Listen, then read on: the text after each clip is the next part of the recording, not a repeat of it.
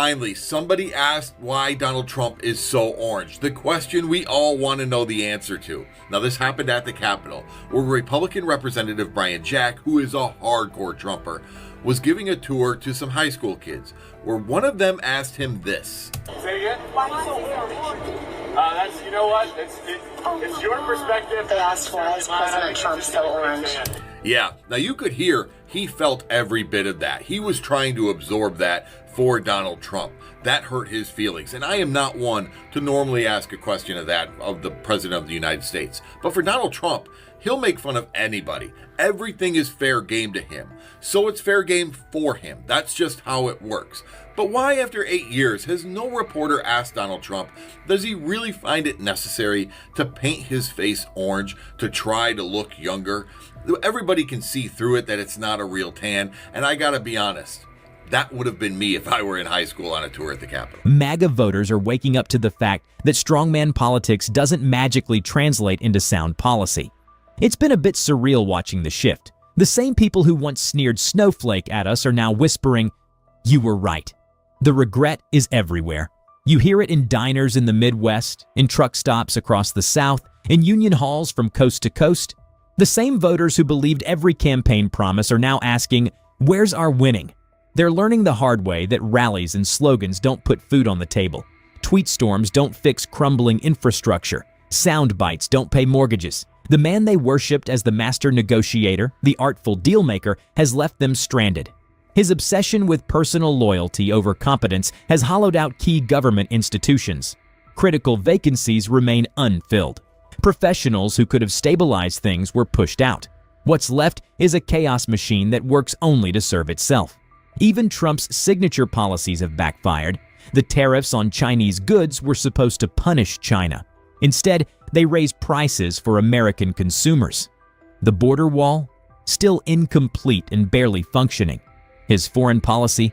A whiplash-inducing mix of photo ops and diplomatic blunders that have cost the U.S. dearly on the world stage.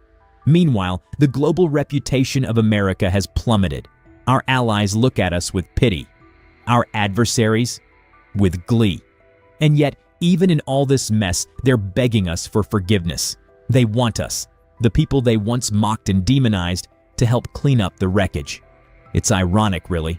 The same hands that pulled the lever now extend for a lifeline.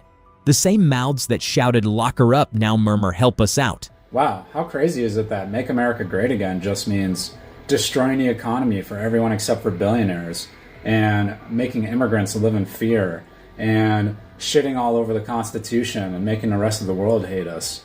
It's crazy. The question we have to ask, will they actually learn? Or will they fall for the next shiny populist promising the world for the low, low price of their dignity? History says we should be cautious. The allure of easy answers and scapegoats is a hard addiction to break. But maybe, just maybe, this time is different. We're witnessing something rare, the slow, painful peeling away of delusion. Voters are realizing that Trump was never going to make America great again. He was only ever going to make Trump great. And now, America is left to rebuild. From kitchen tables to boardrooms, from city streets to rural farms, people are having the conversations they should have had 8 years ago. Will this awakening last? Will they finally hold their candidate accountable? Or will they simply hit snooze and wait for the next carnival barker to roll into town? That, my friends, is the million-dollar question. So what do you think? Are we at the start of a permanent shift in voter awareness, or just watching the same sad movie on repeat? Drop your thoughts in the comments, and don't forget to like and subscribe to TrendFeed for more fearless takes, deep dives, and brutally honest storytelling. Trust me, you're going to want to stick around for what's coming next. So Orange Man jacks up tariffs to 145%, tanks the market, then rolls them back to 30% and calls it a win? That's like setting your house on fire, then bragging about saving the garage. Markets surged, sure, but only because they were recovering from a self-inflicted wound. It's not growth. It's a rebound from a punch you threw at yourself.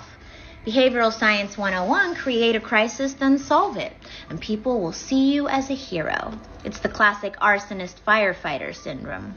Sociologically, this taps into the just world hypotheses, the belief that actions must have fair consequences. So when the market recovers, people think the policy worked, ignoring that the damage was self-inflicted. Psychologically, it's the availability heuristic. People judge the situation based on the most immediate information, the rebound, without considering the broader context. Fact: even after the rollback, tariffs are at 30%, still higher than pre-trade war levels. And the temporary 90-day pause doesn't address the structural issues that led to the trade tensions. So before you celebrate, remember, a temporary fix to a self-made problem is not a solution. It's a distraction. The economy? It's wobbling like a toddler on ice skates. Inflation skyrocketing. American farmers and ranchers, the very backbone of his base, are feeling the pinch. Trade wars that were supposed to be easy to win have left them with surplus crops and nowhere to sell them. Manufacturers who were promised a renaissance are instead cutting jobs or moving production out of the country entirely. And the greatest healthcare plan ever? Still MIA. Probably lost somewhere with the missing tax returns. The worst part? They're only believing us now, after seeing. You can't gaslight reality. You can't spin a $400 grocery bill. You can't blame the media when your rent just doubled. Slowly, reluctantly, painfully, they didn't want logic. They wanted a showman. They bought front row seats to a performance, not realizing they were also footing the bill for the broken stage afterward. Trump swaggered across the campaign trail with all the bluster of a heavyweight champ, promising an economic renaissance, job growth like never before, low inflation, and a rebirth of American manufacturing that would make the 1950s jealous. Well, let's check the scoreboard, shall we? We have breaking news right now. Republicans on Capitol Hill have failed to include a number of Donald Trump's promises in this latest budget bill that they said would be included. Donald Trump had promised no tax on tips, no tax on overtime, no tax on Social Security. And well, a tax expert just testified on Capitol Hill and said that none of that is included in this budget bill. One of the biggest policies on the campaign trail for Donald Trump was this no tax on tip policy, but that looks like it's not going to be advanced, at least within the Republican caucus in the House of Representatives. And many are saying that this is a lie from Trump on the campaign trail. He's just not living up to the promises that he made while campaigning with voters. This is definitely a promise that helped him win a state like Nevada, which has one of the highest tip earners in the country in terms of number of employees who earn tips. I'll be honest with y'all about something. I voted for Trump. I'm in a little town outside of Memphis, and I voted for Trump mainly because I'm a Christian man. Been Christian, I guess my whole life. And Trump said he wants to help the Christians, And then he had me all scared about the Mexicans, saying they're rapists and whatnot and drug dealers and all that. And he said, I'm going to help them. I'm going to end this on day one and fix eggs on day one. And it just all sounded real pretty like. And then here we are. And Trump's destroying America. Let's not sugarcoat this. We warned them. Loudly. Repeatedly. We sounded the alarms, waved the red flags, and even offered them a GPS with exit ramp. Avoid disaster, flashing brightly. But did they listen? That man ain't never spoke the truth, and I should have seen through it. They're a bunch of fucking fascists. They're destroying our goddamn democracy. Excuse me. Destroying our Constitution, going against the courts, going against the laws. And the only people they care about is themselves. They ain't never cared about Christianity. I don't think they care about nothing except for money and power. They marched right past the caution tape, chanting slogans and wearing their bright red hats like badges of honor. And now the very MAGA voters who treated Trump like a messianic figure are looking around in shock.